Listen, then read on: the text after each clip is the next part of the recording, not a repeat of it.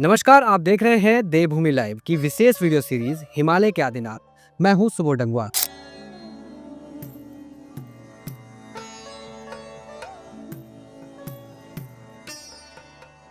पिछली कड़ी में हमने गढ़वाल में नाथ पंथ के प्रसार में राजा अजयपाल की भूमिका को समझा और जाना कैसे लोक देवताओं की वर्तमान पूजा पद्धति नाथपंथी अनुष्ठानों पर आधारित है।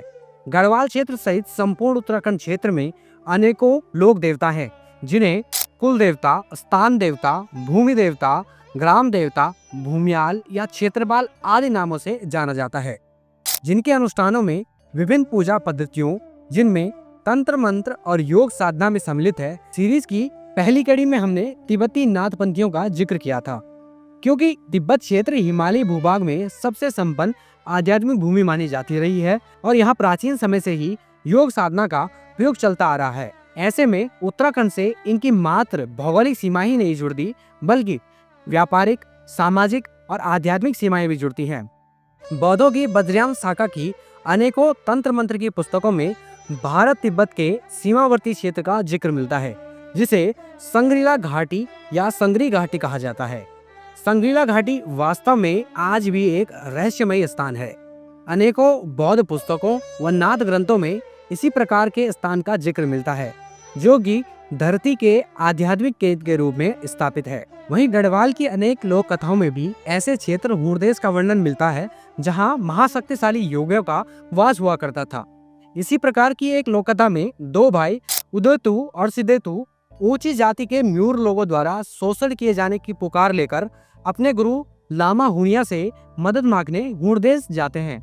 वे हुणिया योगी को अपनी व्यथा सुनाते हैं और जिसे सुनकर हुणिया योगी की आंखों में आंसू आ गए और तब उन्होंने एक हांडी के अंदर 52 बीर, 18 काली, 64 जोगनी और 90 निरसर डालकर हांडी पर ढक्कन लगाया और उस पर एक कपड़ा बांधते हुए दोनों भाइयों से कहा, इस हांडी को उत्तराखंड ले जाओ और इसे अपने दुश्मनों की भूमि तक पहुंचाओ। अब यही तुम्हारा न्याय करेगी। इसी कथा में आगे जिक्र आता है कि जब इस हांडी को लेकर दोनों भाई लौट रहे थे तो रास्ते में उन्हें रात हो जाती है और वे वहीं रुककर विश्राम करने के लिए मन बना लेते हैं। उन्होंने जब उस हांडी को नीचे रखा तो उसके अंदर से कुछ आवाजें आने लगी। सिद्धोती ने जिज्ञासा के चलते हांडी का ढक्कन थोड़ा सा उठा लिया, जिससे कि उससे भैरव प्रकट हो गए। इस कथा के आधार पर यह समझा जा सकता है कि ये भैरव देवता वे नहीं हैं जिन्हें वीरभद्र रूप में शिव गणों का नेतृत्व करते हुए दक्ष प्रजापति का सिर काट दिया था, या जिस काल भैरव को काशी का नगर कोतवाल भी कहा जाता है, बल्कि ये भैरव गढ़वाल क्षेत्र में पूजे जाने वाले भैरव यहीं के लोक देवता हैं, जो कि संभवतः नाथपंथी योगियों द्वारा अपने ग्रस्त अनुयायियों की व उनके धर्म की रक्षा के लिए अपने सिद्धि एवं शक्ति प्राप्त शिष्यों को भैरव की उपाधि के साथ भेजा गया था। उत्तराखंड में मुख्य रूप से दलित एवं पिछड़ी जातियों में भैरव पूजा या नचाया जाता है, लेकिन भैरव देवता की शक्ति के प्रभाव में आकर समय के साथ सभी जातियों और गांवों में भैरव देवता पूजे जाने लगा है। इसी प्रकार संपूर्ण गढ़वाल क्षेत्र में नरसिंह देवता का बेहद मातम्य माना जाता है। विभिन्न लोक कथाओं और किंवदंतियों में नौ नरसिंह देवता को सिद्ध योगी और गुरु गोरखनाथ का शिष्य बताया गया है।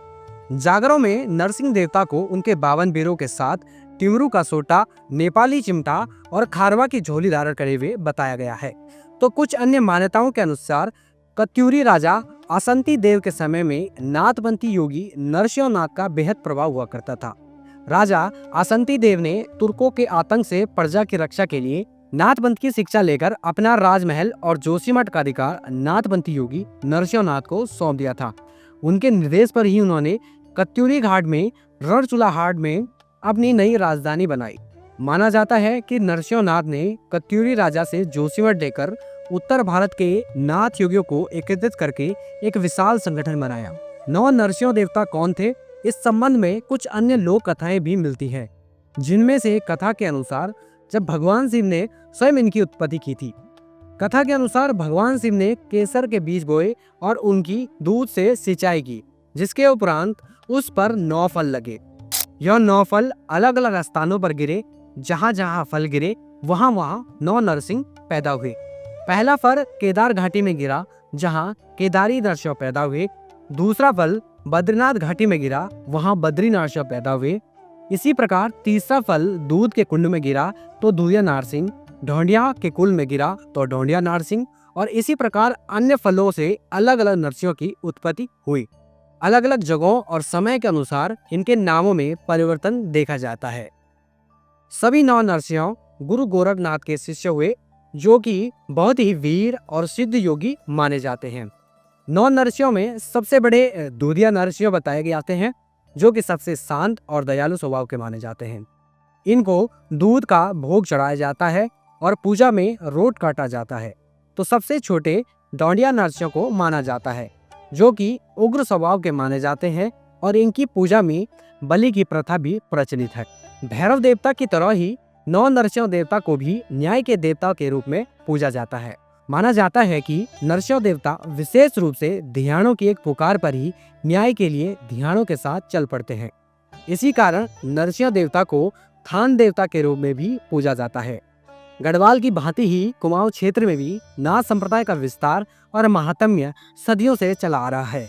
विभिन्न राजवंशों और आम जनमानस के बीच नाथपंथी परंपराओं का जिक्र इतिहास में देखा जा सकता है। अगली घड़ी में हम कुमाऊं क्षेत्र में नाथपंथ के प्रचार प्रसार और मुख्य योगियों, कुल देवताओं के बारे में विस्तार से बात करेंगे। आपको ये जानकारी कैसे लगी, हमें कमेंट बॉक्स में जरूर बताएं और हमारे चैनल को सब्सक्राइब करना न भूलें।